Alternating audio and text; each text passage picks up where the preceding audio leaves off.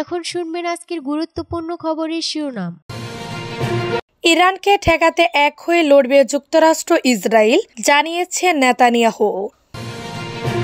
ভারতে মুসলিম নামযুক্ত ৫৪ গ্রামের নাম পরিবর্তন নিয়ে তোলপাড়।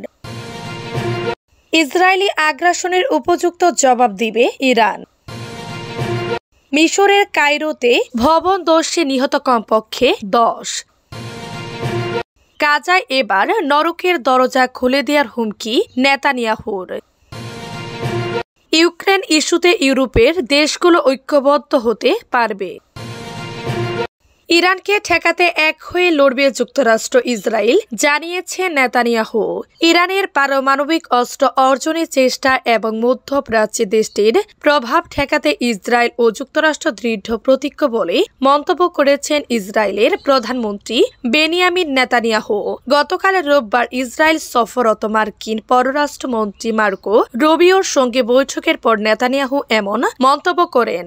রুবিওর সঙ্গে বৈঠকের পর জেরুজালেম যৌথ সংবাদ সম্মেলনে নেতানিয়াহু বলেন তারা বিভিন্ন বিষয় নিয়ে আলোচনা করেছেন, তবে সবচেয়ে গুরুত্বপূর্ণ ছিল ইরান প্রসঙ্গ। ইসরায়েলের প্রধানমন্ত্রী বলেন ইরানের হুমকি মোকাবেলায় ইসরায়েল ও আমেরিকা কাঁধে কাঁধ মিলিয়ে লড়বে। তিনি বলেন আয়াতুল্লাহরা ইরানের সর্বোচ্চ নেতার পদবি যাতে কোনোভাবে পারমাণবিক অস্ত্র না পান সে বিষয়ে আমরা একমত হয়েছি। একই সঙ্গে এ অঞ্চলে ইরানের আগ্রাসন অবশ্যই প্রতিহত করতে হবে। ইরানে পারমাণবিক স্থাপনায় হামলার ইঙ্গিত দিয়ে নেতানিয়াহু বলেন গত ১৬ মাসে ইরানের সন্ত্রাসী অক্ষের ইরান সমর্থিত সশস্ত্র গোষ্ঠীগুলোর উপর কঠিন আঘাত এনেছে ইসরায়েল। প্রেসিডেন্ট ট্রাম্পের শক্তিশালী নেতৃত্বের অধীনে এই হামলার কাজও যে সম্পন্ন করতে পারবো সে বিষয়ে কোনো সন্দেহ নেই। এ সময় যুক্তরাষ্ট্রের পররাষ্ট্রমন্ত্রী রুবিও বলেন প্রতিটি সন্ত্রাসী গোষ্ঠীর পিছনে প্রতিটি সহিংস কর্মকাণ্ডের পিছনে প্রতিটি অস্থিতিশীল কর্মকাণ্ডের পিছনে এই অঞ্চলে লাখ লাখ মানুষের শান্তি ও স্থিতিশীলতার প্রতি হুমকিসহ সবকিছুর পিছনে রয়েছে ইরান। ভারতে মুসলিম নামযুক্ত ৫৪ গ্রামের নাম পরিবর্তন নিয়ে তোলপাড়।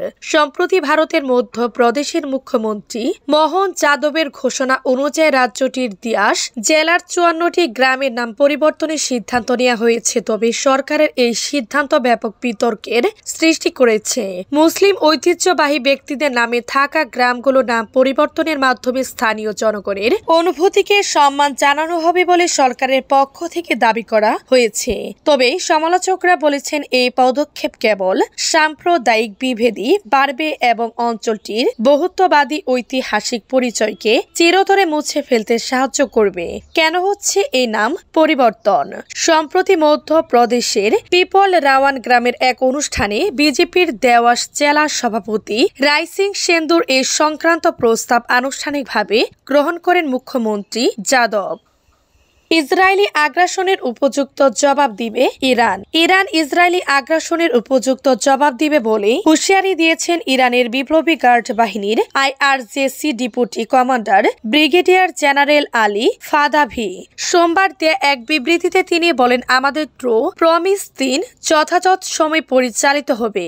ইরান এর আগে ২০২৪ সালের এপ্রিল ও অক্টোবর মাসে ইসরায়েলের বিরুদ্ধে ২টি ক্ষেপণাস্ত্র ও ড্রোন হামলা পরিচালনা করেছিল, যেগুলো ট্রু প্রমিস ১ ও ট্রু প্রমিস ২ নামে পরিচিত। গাজায় চলমান যুদ্ধের প্রসঙ্গে জেনারেল ফাদাবি বলেন নিজেদের স্বীকারোক্তিতে দেখা যাচ্ছে জায়নিস্ট নেতারা বলেছেন হামাস বিজয়ী হয়েছে আর তারা পরাজিত। উল্লেখ্য গত বছরের ২৬ অক্টোবর ইসরায়েলি যুদ্ধ বিমান যুক্তরাষ্ট্র নিয়মিত ইরাকি আকাশ সীমা ব্যবহার করে ইরানের তেহরান, খুজেস্তান ও ইলাম প্রদেশে অবস্থিত সামরিক স্থাপনায় হামলা চালায়। ইরান ওই হামলা তাদের জাতীয় সার্বভৌমত্বের চরম লঙ্ঘন বলে আখ্যায়িত করে। ইরান জানায় তাদের আকাশ প্রতিরক্ষা ব্যবস্থা সফলভাবে এই হামলা প্রতিহত করেছে এবং ক্ষয়ক্ষতি সীমিত ছিল। তবে হামলায় ৫ জন নিহত হন, যাদের মধ্যে ৪ জন ছিলেন সেনা কর্মকর্তা এবং ১ জন ছিলেন বেসামরিক নাগরিক। মিশরের কায়রোতে ভবন ধসে নিহত কমপক্ষে 10। মিশরের রাজধানীতে একটি ভবন ধসে 10 জন নিহত এবং আরো 8 জন আহত হয়েছে। স্থানীয় সময় আজ সোমবার এই ঘটনা ঘটে। রাষ্ট্রীয় গণমাধ্যম জানিয়েছে ধ্বংসস্তূপের নিচে আরো বেশ কয়েকজন নিখোঁজ রয়েছে বলে ধারণা করা হচ্ছে। আল আকবার আল ইউম সংবাদপত্রের মতে কের দাসার শ্রমিকদের পাড়ায় এই ঘটনা ঘটে। ঘটনাস্থলে অ্যাম্বুলেন্স পাঠানো হয়েছে এবং নাগরিক প্রতিরক্ষা দল ধ্বংসস্তূপের নিচে নিখোঁজ ব্যক্তিদের সন্ধান করছে।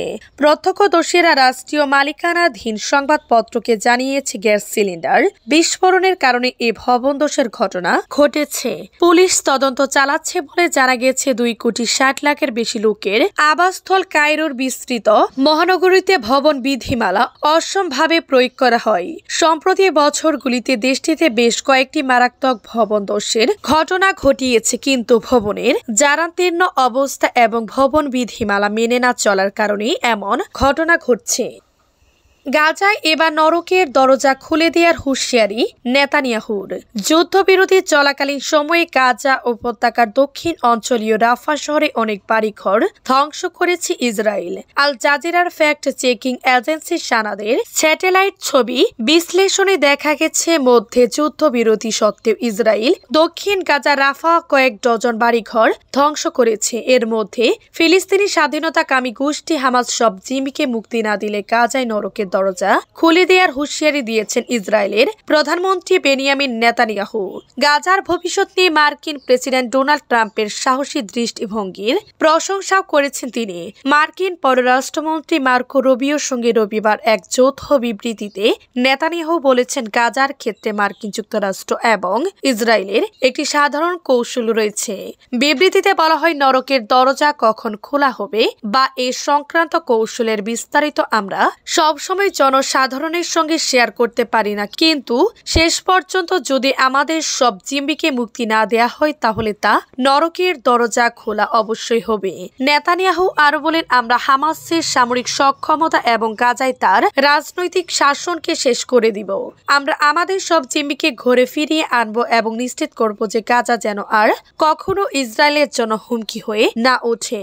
সিবিএস নিউজের প্রতিবেদন মতে আঞ্চলিক সফরের অংশ হিসেবে রবিবার জেরুজালেমে ছিলেন মার্কিন পররাষ্ট্রমন্ত্রী মার্কো রুবিও। তবে তিনি ফিলিস্তিনদের গাজা উপত্যকা থেকে বের করে দেওয়ার এবং মার্কিন মালিকানার অধীনে এটিকে পুনর্বিকাশ করতে ট্রাম্পের প্রস্তাবে আরব নেতাদের কাছ থেকে বাধার সম্মুখীন হতে পারেন। ইউক্রেন ইস্যুতে ইউরোপের দেশগুলো ঐক্যবদ্ধ হতে পারে। ইউরোপীয় নেতারা যে বেশ বড় ধরনের একটা ধাক্কার মুখে পড়েছেন। সোমবার প্যারিসে তাদের পক্ষ থেকে অনেকটা তাড়াহুড়া করে ডাকা সিকিউরিটি সামিট নিরাপত্তা সম্মেলন তদন্ত সেটাই প্রমাণ করে। ইউক্রেনের ভবিষ্যৎ নিয়ে রাশিয়ার সঙ্গে সম্ভাব্য আলোচনায় যুক্তরাষ্ট্র যে তাদের বাহিরে রেখেছে সেটা হয়তো তারা এখনো পুরোপুরি মেনে নিতে পারছে না।